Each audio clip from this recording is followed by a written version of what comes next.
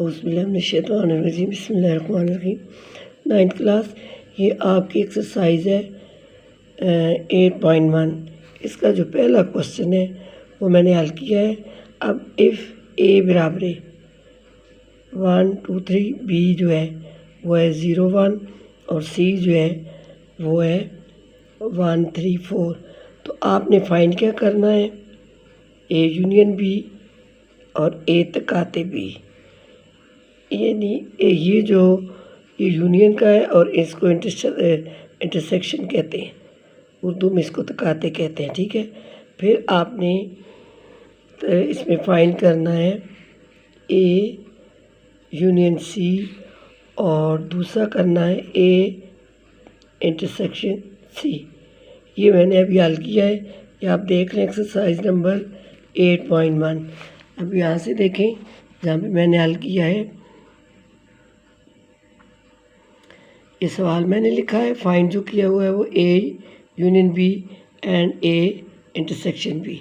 दूसरा हमने करना है A union C and A intersection C. सबसे पहले हम जो हल करेंगे वो है ए यूनियन बी। अब इसमें है A union B is equal to, दरमियानी ब्रैकेट है ये, ठीक है, 1 2 3 और यूनियन की अलामत कि दोनों को हमने इकट्ठा करना है 0 1। अब इसका क्या आंसर आएगा, यानी ए जो आपका सेट है और जो बी सेट है, उन दोनों के जो अरकान हैं, मेम्बरान हैं, उनको हम एक जगह इकट्ठा कर देंगे 0 1 2 3। अब देखिए, अगर एक अदद 2 बार लिखा हुआ है तो हमने उसको एक ही बार लिखना है। अब यहाँ पे भी ए में भी एक है और बी में भी एक है, लेकिन हमने एक ही बार लिखना है 0 1 2 3, इसका आंसर है। उसके बाद अगले नंबर पे है जो इसका हमने फाइंड करना है ए इंटरसेक्शन बी। पहले ए के मेंबर लिखिए 1 2 3, फिर इंटरसेक्शन की अलामत, फिर 0 1 बी के मेम्बरान, उसके बाद एक इज इक्वल टू 1। यानी दोनों में ए और बी सेट में जो अदद मुश्तरक होगा, एक जैसा होगा, वो हमारा आंसर होगा। अब ए में भी एक है और बी में भी एक है, ये दोनों में मुश्तरक है, इसलिए हमारा आंसर है 1 है।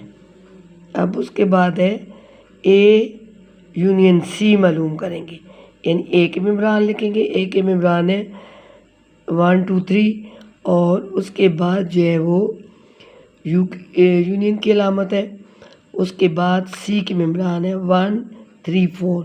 अब इसमें हम जो है दोनों के मेम्बरान को हम इकट्ठा एक जगह कर देंगे, लेकिन जो मेंबर जो अदद दोनों में है उसको एक ही बार हमने लिखना है 1 2 3 यूनियन, उसके 1 3 4। अब इसमें देखिए 1 2 3 4, ये इसका आंसर आ जाएगा।